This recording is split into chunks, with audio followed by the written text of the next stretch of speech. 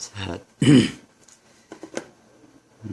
오늘은 3장, 교과서 43쪽 자원으로서의 대기와 물을 배웁니다.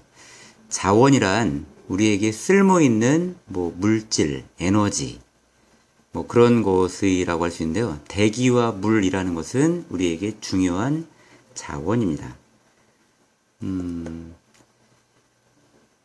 다른 행성과 다르게 지구는 생명 가능 지대라고 했고, 그것이 바로 지구의 표면에 액체 상태의 물이 있기 때문이라고 했죠.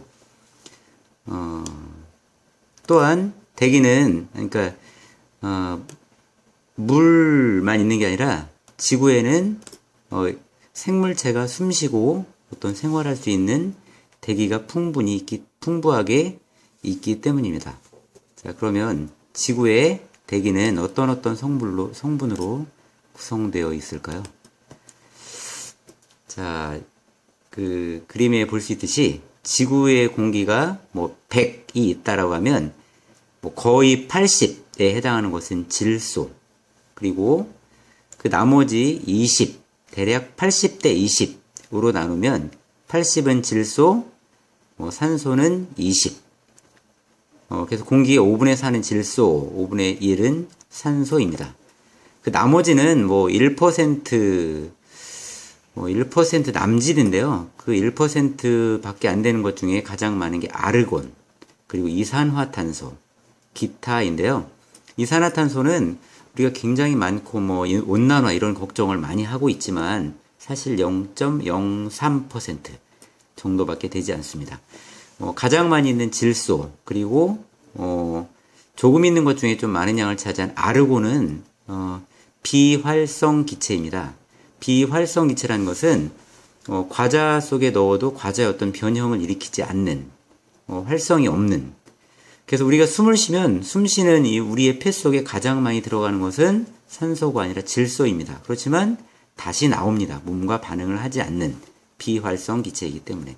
이렇게 질소와 산소가 대부분이고, 그 다음에 약간의 이산화탄소로 이루어져 있는 것이 우리의 대기 성분입니다.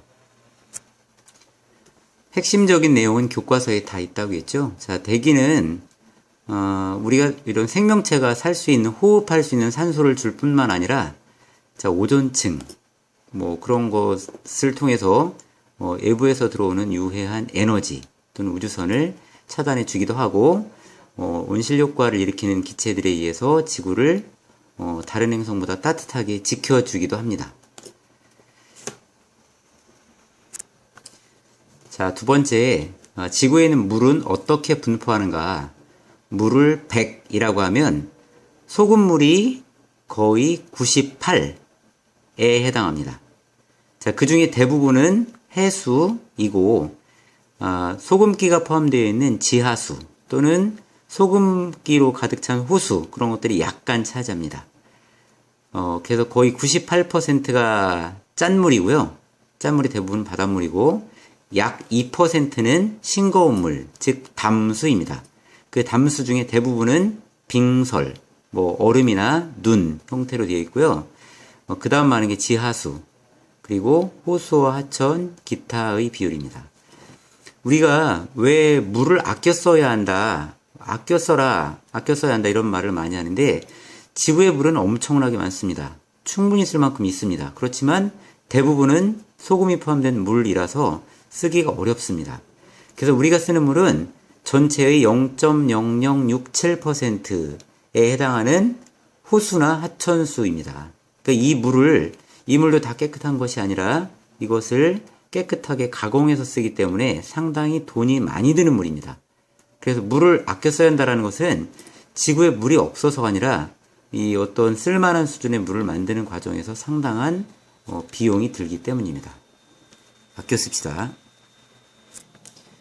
낯선 단어 영구 동토가 나오죠. 저번 시간에 가스 하이드레이트, 그러니까 물과 함께 섞여서 지하에 얼음 상태로 있는 고체 상태의 메테인, 이런 곳에 많이 있다고 했죠. 자, 그런 것을 영구 동토라고 합니다. 자, 그럼 이제 물은 어떤 역할을 하는가인데요. 요 부분에 밑줄을 쭉 치시면 돼요. 물은 생명 활동이 필수적인 요소입니다.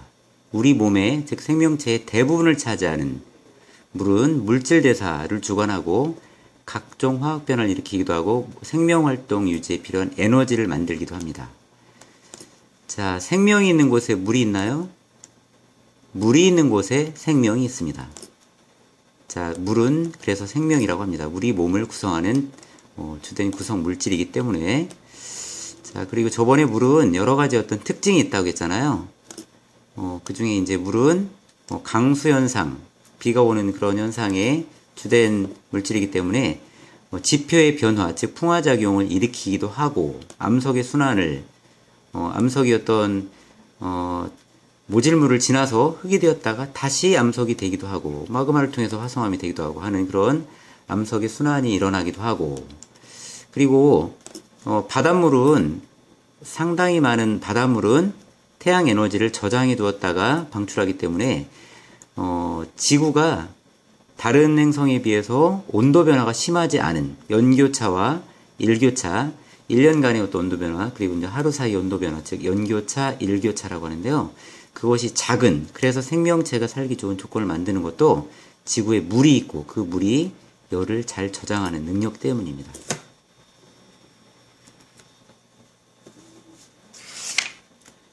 자, 46쪽에 있는 내용인데요. 우리가 주로 사용하는 주된 물은 호수, 하천수인데요. 자, 지하수는 어떻게 만들어질까요? 자, 지하수는 빗물이 내리면 땅 속에 스며들고, 그 스며든 것들이 지하에 어떤 물이 지나다니는, 물이 꽉 들어차 있는 그런 곳이 있습니다. 그런 곳에 저장되어 있다가 어떤 뿜어 올려지거나 아니면 어떤 샘을 통해 나오기도 합니다.